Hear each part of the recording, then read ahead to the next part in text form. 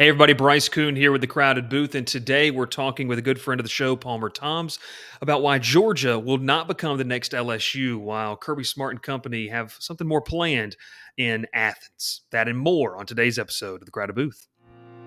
Pile in here and make yourself feel at home.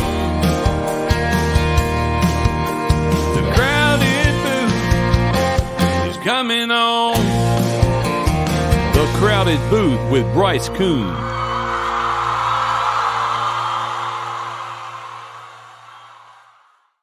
Hey everybody, Bryce Koon here alongside Palmer Thombs. Palmer, what'd you think of the jingle? We'll catch Man, you must have seen the smile there. It's been a little while since I've been on the show. Caught me off guard by a little bit. There you go. Sounds great. Sounds great. We're stepping it up a little bit. You as well.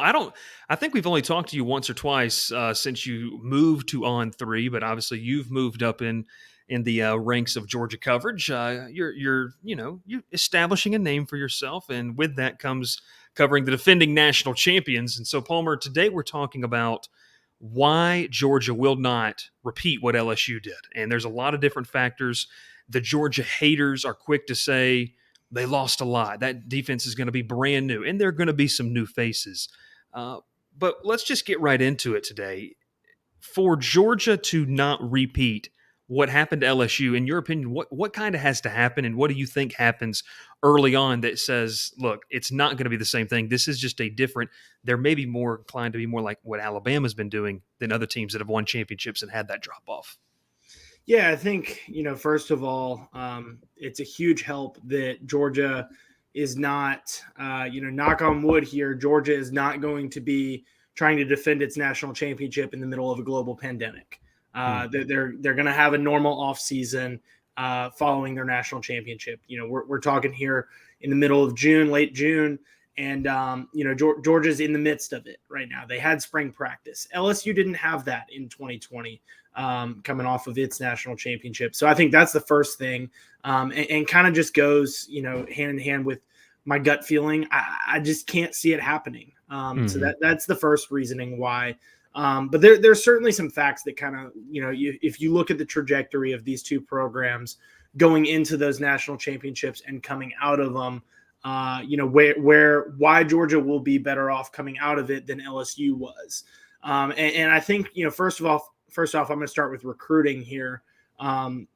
So in 2019, LSU pulled which was the first group of guys. They were true freshmen on that national championship team, sophomores the year afterwards. They pulled the 4th ranked class. Good by any ranking. But Georgia pulled the 3rd ranked class in 2021, the year before its national championship. So give Georgia the edge there. Coming out of it, LSU pulled the 4th ranked class again, and Georgia once again pulled the 3rd ranked. So once again, another notch for Georgia. But here's where it really gets interesting is 2 years before their national championship, LSU, these were sophomores on the national championship winning team, juniors the year after in 2020. These are guys that you're really looking to be leaders. You don't necessarily want to count on freshmen and sophomores, but you know that by the time that they're juniors and seniors, they need to be major contributors. LSU pulled the 13th ranked class. Georgia, on the other hand, pulled the 1st. And I think that right there is where I circle it. If you want to go a year before that, LSU pulled the 7th, Georgia pulled the 2nd. The year before that, these are guys that were leaving. So, both teams lost a ton of talent. LSU 14 to the NFL draft, Georgia 15. And those were guys coming from a 3rd ranked LSU recruiting class and a 1st ranked Georgia class. Needless to say, there is a ton of talent leaving both these teams, but I think the talent that is staying for Georgia is much better than that LSU had. So that's the first kind of thing that I've got. Yeah. And look, not being in a global pandemic obviously plays a part. Like that's completely different. And then obviously you had a lot of opt-outs from that team, and it just kind of felt too, and I know that a lot of times we get caught up in the culture, but would you say that the culture is a little more established than what's kind of was happening in Baton Rouge? I mean, I feel like this is something where, look, we just showed the graphic. All 4 guys that were on that podium are in the NFL. They're wearing NFL jerseys now.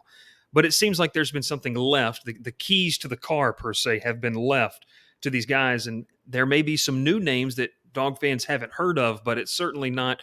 They weren't highly rated. They weren't. These weren't legitimate guys that were making impacts.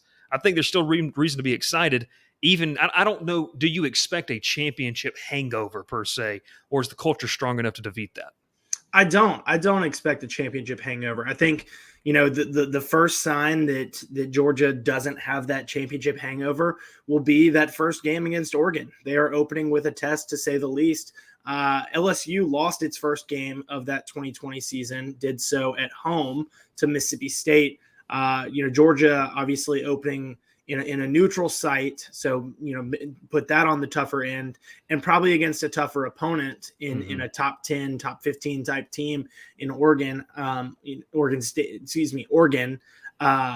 Mississippi State was also being led by a first-year head coach, Oregon being led by a first-year head coach. But again, those two teams are having a normal offseason. Mississippi State was dealing with a ton of turnover there, not just from a player standpoint, but from a system standpoint. And going back to what you said there about culture and the championship culture that has been established, was established at LSU, has been established at Georgia. I think the foundation of that championship culture is deeper at Georgia.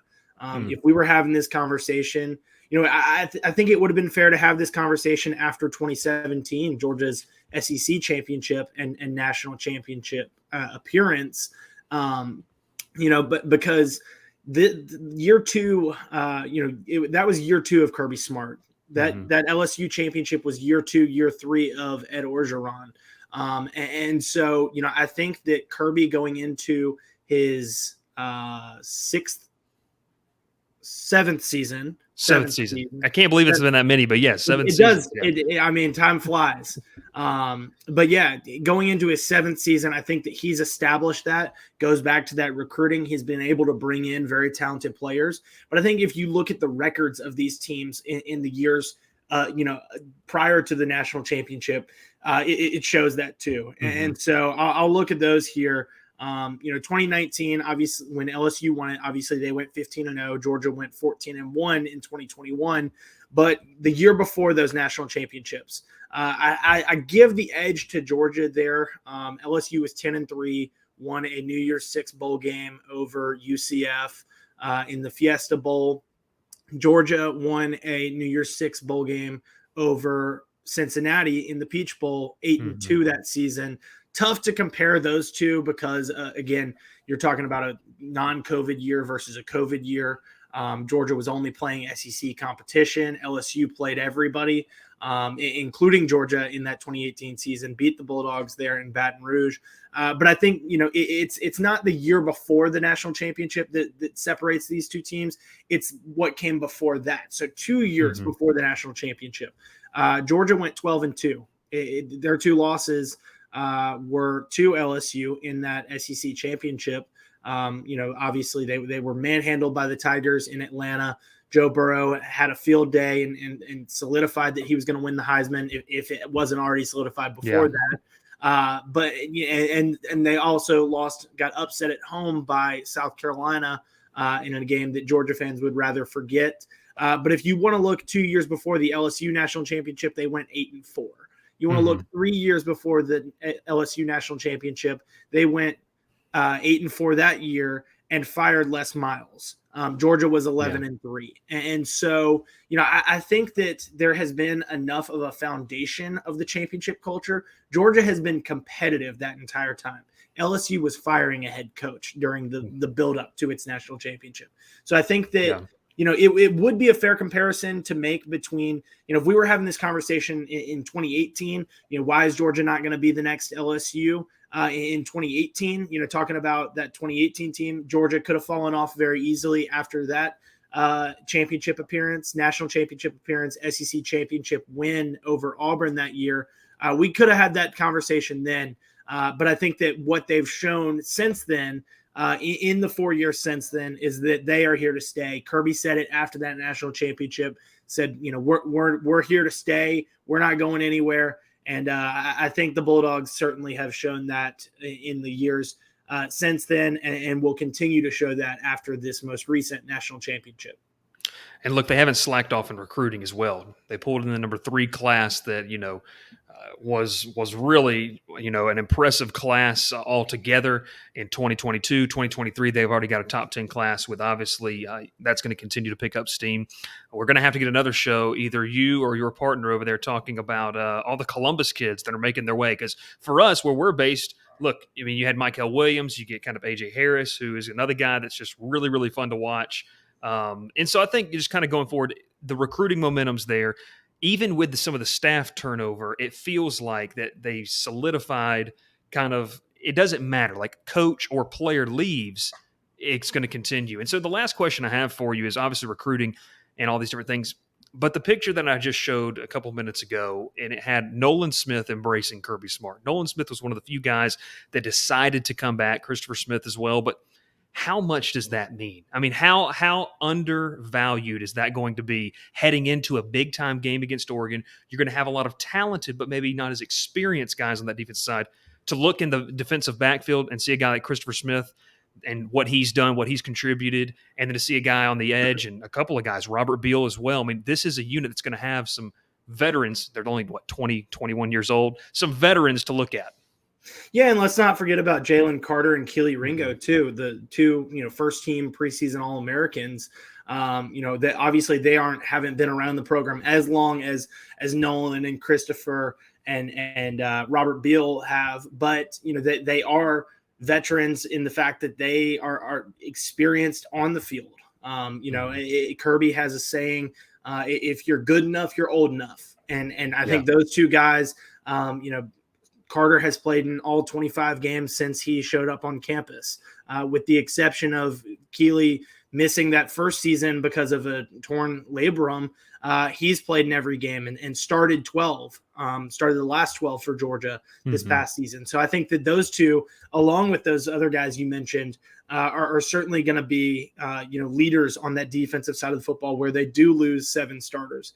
And then I think also, we haven't talked about the offense much here, but I think that with what they bring back offensively, Stetson Bennett, obviously at quarterback, but you've got weapons around him in guys that are experienced. Kenny McIntosh in that running back room, Kendall Milton and Dejan Edwards have been waiting for their opportunity. Guys in the receiving room like Kyrus Jackson returning after he led the team in receiving in 2020, was banged up in 2021. He's anxious to get back out there and be played in every game last year, but wasn't as big of a contributor as he probably would have liked. I think Dom Blaylock falls into that mold too.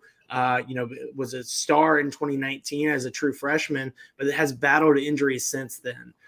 You want to talk about freshmen, A.D. Mitchell and Lad McConkey had huge freshman seasons, and they're going to look to grow on that. I think Arian Smith, want to talk about getting healthy. That guy, if he can stay healthy, he's going to be a major contributor. And we haven't even mentioned the tight ends. I mean, Brock Bowers, Eric Gilbert, Darnell Washington, Oscar Delp, they are absolutely loaded there. One of the best offensive line groups in the country. So, for as much as that defense is losing, the offense is losing quite a bit too. Let's not try and make it out to be that they're not losing anything, because when you lose your 2 running backs, Zamir White and James Cook, that's a big loss. When you lose 2 offensive linemen that have been starters for them in Jamari Salyer and Justin Schaefer, that's a big loss. Losing George Pickens, obviously he wasn't a contributor for the majority of the 2021 national championship season, but he would have been. I mean, we all know that. They lose Jermaine Burton, not to the NFL draft, but to the transfer portal. He was a contributor. John Fitzpatrick at tight end. So it's not like they don't lose anything offensively, but what they lose defensively, there's certainly a lot more attention around that. And I think that for Georgia, with what they lose defensively and what they bring back offensively, I think they can be confident that if the defense struggles a little bit early on in a test, against Oregon, South Carolina early in the season, week 3 on the road, that's another game I've got circled with some of those weapons that Spencer Rattler and the Gamecocks have. If the defense struggles early in the season, I think the offense will be strong enough that they can pick up some of the slack. And honestly, I don't know that the defense is going to struggle all that much because of the masterminds that you have on that defensive side of the football. Kirby Smart, Will Muschamp, Glenn Schumann, those are all guys that have helped spearhead this defense, for seasons now. Or have been around the SEC long enough that they, know a thing or two about football. And, so I think that, with what Kirby Smart has established, that championship culture, I think the defense will be fine. But if they're not fine right out of the gate, the offense is going to be there to pick up the slack. No doubt about it. And look, I mean, it's deep. This is why you recruit. There's been many years in the making of what they have in Athens for 2022. Palmer, appreciate it as always. Real quickly, go ahead and shout out where Georgia fans listen. A lot of people who sub the channel are Georgia Tech fans, so they're not going to like this episode very much. But there are some Georgia fans, especially listening in on the radio throughout East Alabama and West Georgia. Let them know where they can find you and your content. Yeah, over at Dogs HQ, we've got a lot of preseason build up. It's a slow time on the sports calendar, but it's not, needless to say, it's not a slow time in sports media. Recruiting, build up to the season. SEC Media Day is a couple weeks away. We'll be there in Atlanta to have you covered from that. And before you know it, fall camp will be here, and we'll be with boots on the ground in Athens, ready to cover this team as the Dogs trying to defend their national championship. Dogs HQ and On3 Sports, we'll have you covered with that. Yeah, that's something that dog fans are, another phrase, for the first time in a long time, a chance to defend their national title. Palmer, appreciate it as always. Thanks for listening. This has been The Crowded Booth. Find us on social media at The Crowded Booth. Head over to thecrowdedbooth.com. And thanks to the sponsors, Dr. Squatch, Climate Control, Heating and Air, Cook's Place, and all of those in between. We thank you and have a fantastic rest of your evening. Subscribe to the channel. Hit the little notifications down at the bottom as we have more college football content coming up.